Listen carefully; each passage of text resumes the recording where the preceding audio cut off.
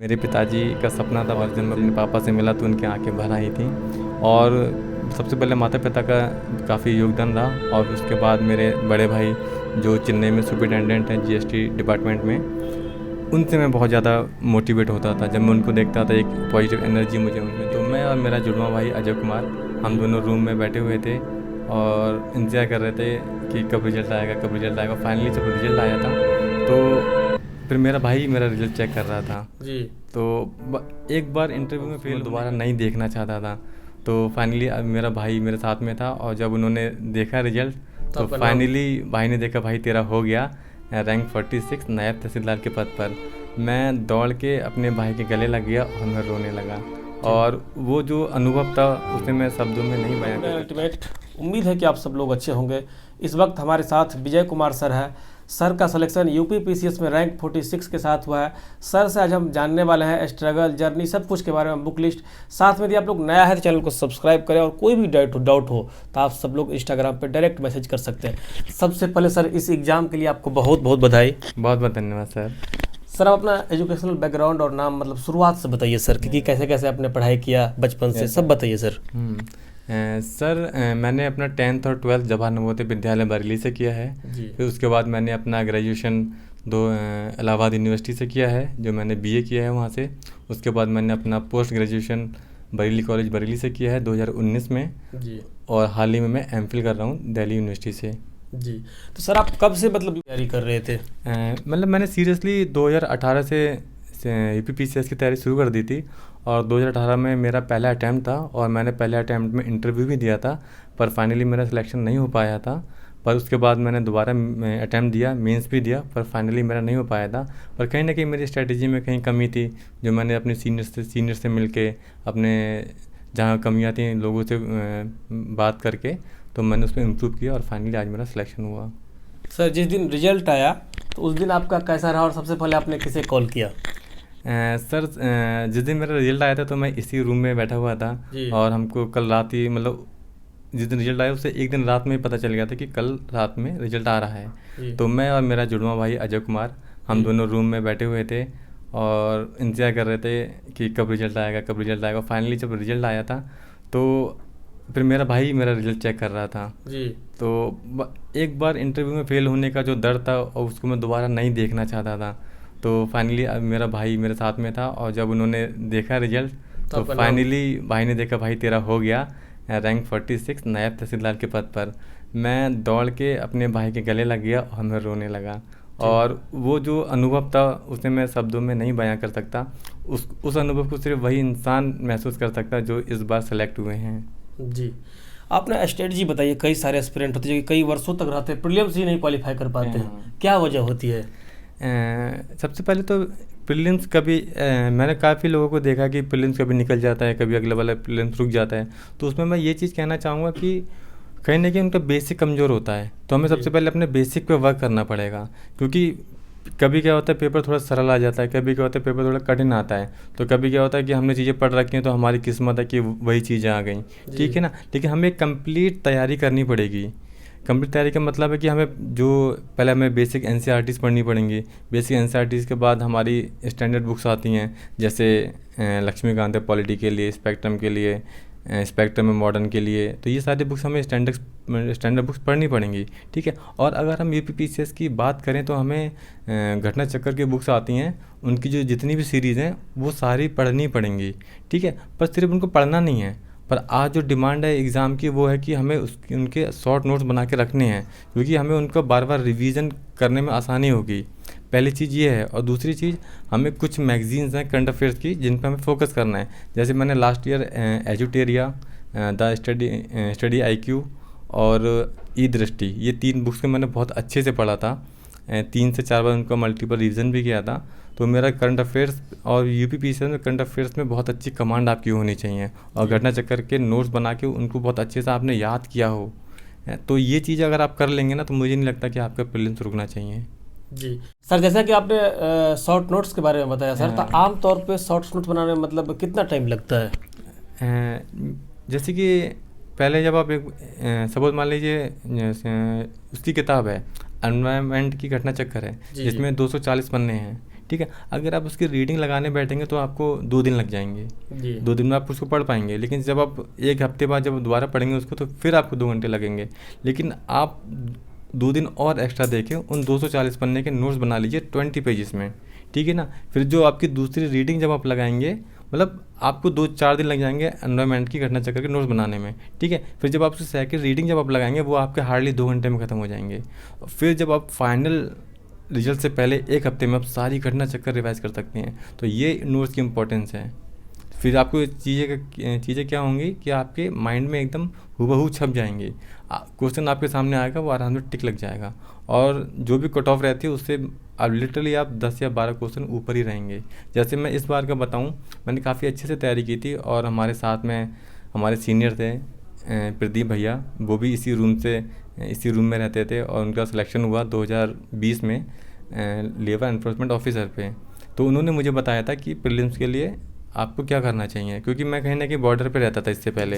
लेकिन जब उन्होंने मुझे सारी चीज़ें बताई कि आपको मार्केट की टेस्ट सीरीज़ वगैरह भी आपको करनी है, वहाँ से जो चीज़ें आप कर रहे हैं उसमें ये चीज़ें और ऐड कर लीजिए कि मार्केट से एक टेस्ट सीरीज पेड आप ज्वाइन कर लीजिए और बाकी मार्केट से सारी लेकर आइए और उनको लगाइए, ठीक है। जब मैंने ये सारी चीज़ें अपनी स्ट्रेटेजी में इंक्लूड किया तो मुझे पेपर देने के बाद मुझे आंसर की भी मिलाने की ज़रूरत नहीं पड़ी।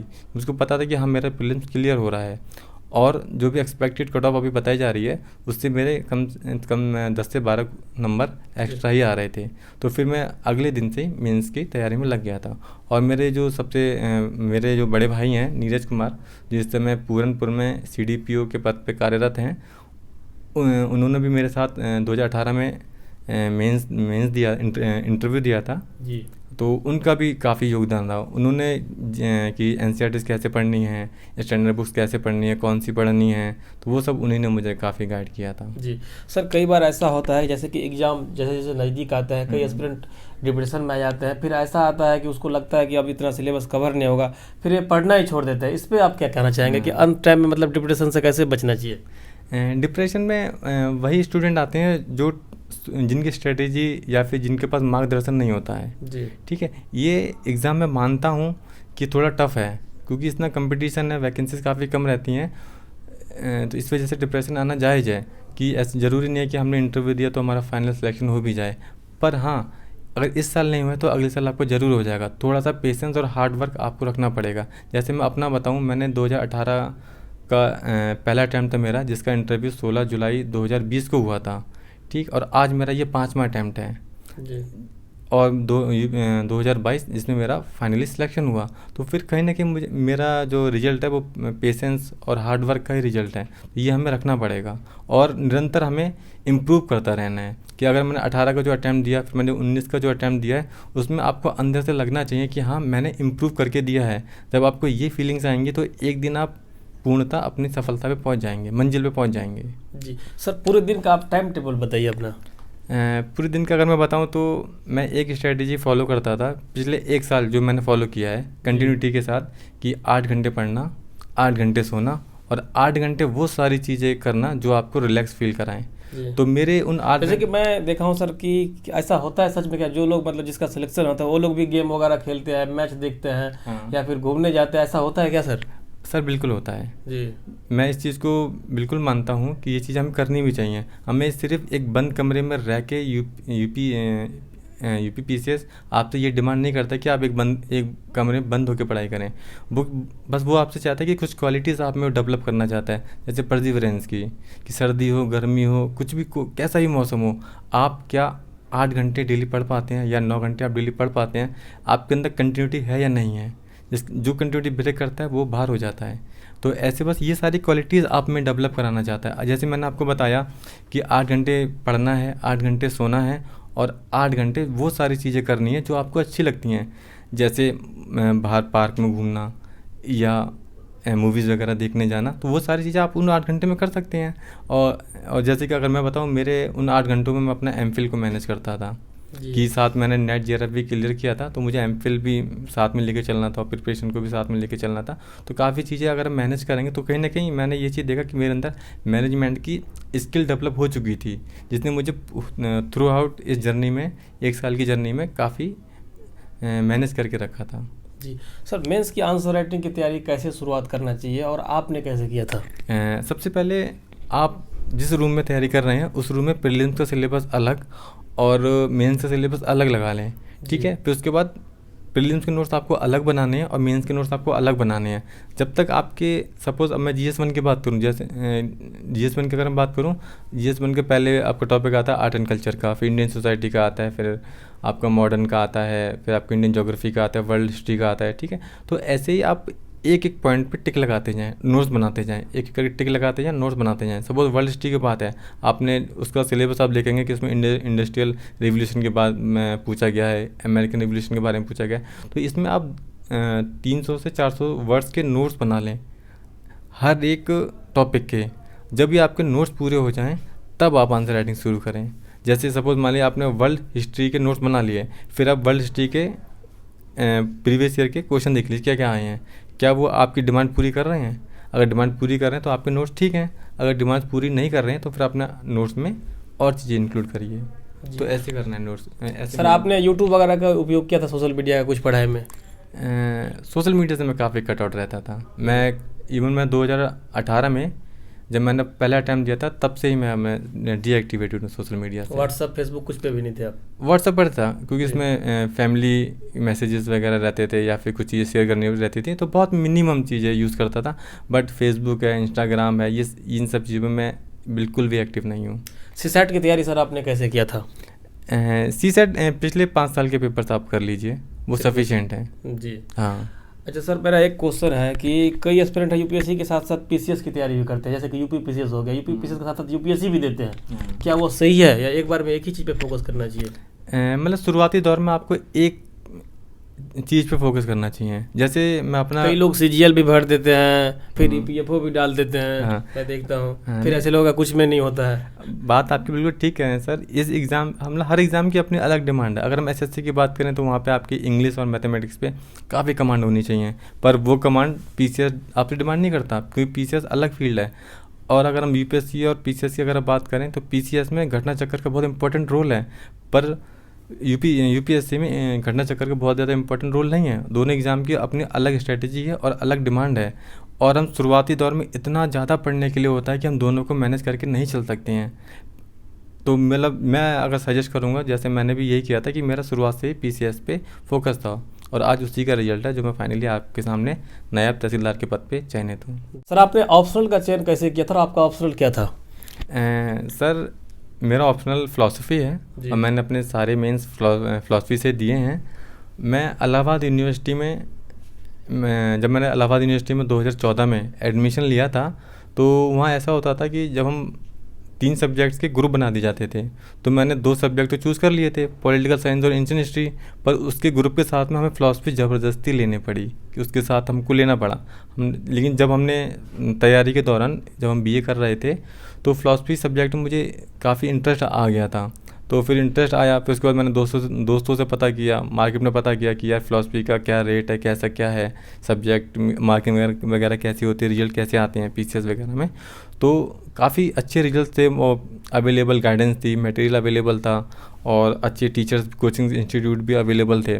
तो मैंने जीएस की कोचिंग तो नहीं ली थी, उसके लिए मेरे बड़े भाई नीरज कुमार जिस समय सीडीपीओ हैं, उन्होंने मुझे जीएस के लिए बहुत अच्छे से सारी चीज़ें गाइड कर दी थी। उन्होंने वाजीराम में कोचिंग की थी, लेकिन मैंने जीएस की कोचिंग नहीं की थी, पर मैंने ऑप्शनल की कोचिंग की थी जून 2018 में, जो मैंने धर्मेंद्र सर के यहाँ पतंजलि में कोचिंग की थी, तो उससे मुझे काफ़ी मदद मिली थी।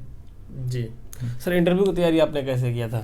सर, इंटरव्यू की तैयारी के लिए मैं श्रेष्ठ पीसीएस एकेडमी है, शिवम सर, उन्होंने जो मेरी इंटरव्यू स्किल्स में जो इम्प्रूवमेंट दिए हैं, मैं उसको लिटरली मैं बहुत धन्यवाद देना चाहता हूँ शिवम सर के लिए। उन्होंने 1 हफ्ते के पहले इंटरव्यू प्रोग्राम बैच चलाया था जिसका मैं विद्यार्थी था, फिर उसके बाद सर ने मॉक इंटरव्यू वगैरह कराए थे, तो शिवम सर की गाइडेंस में मैंने इंटरव्यू की तैयारी की थी।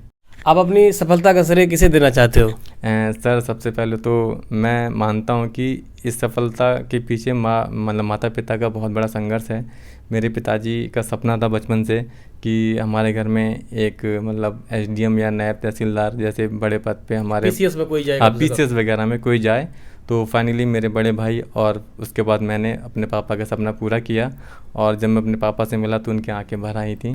और सबसे पहले माता पिता का काफ़ी योगदान रहा, और उसके बाद मेरे बड़े भाई जो चेन्नई में सुपरिटेंडेंट हैं जीएसटी डिपार्टमेंट में, उनसे मैं बहुत ज़्यादा मोटिवेट होता था। जब मैं उनको देखता था एक पॉजिटिव एनर्जी मुझे उनमें दिखती थी।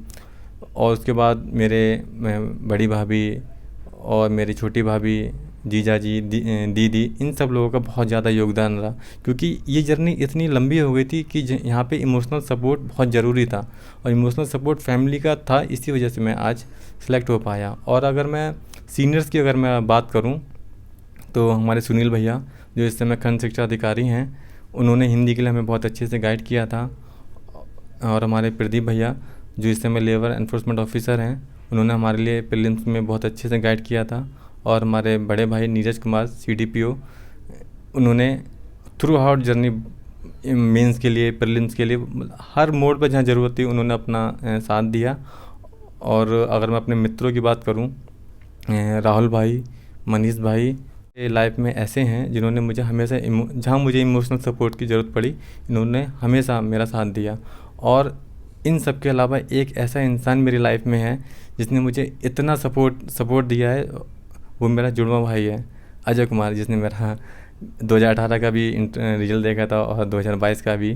तो और आज भी वो मेरे साथ ही रहता है। तो उसका जो योगदान है वो मैं किसी से तुलना नहीं कर सकता, वो बहुत ज़्यादा अमूल्य है। थैंक यू आप समय देने के लिए। Thank you sir. जी।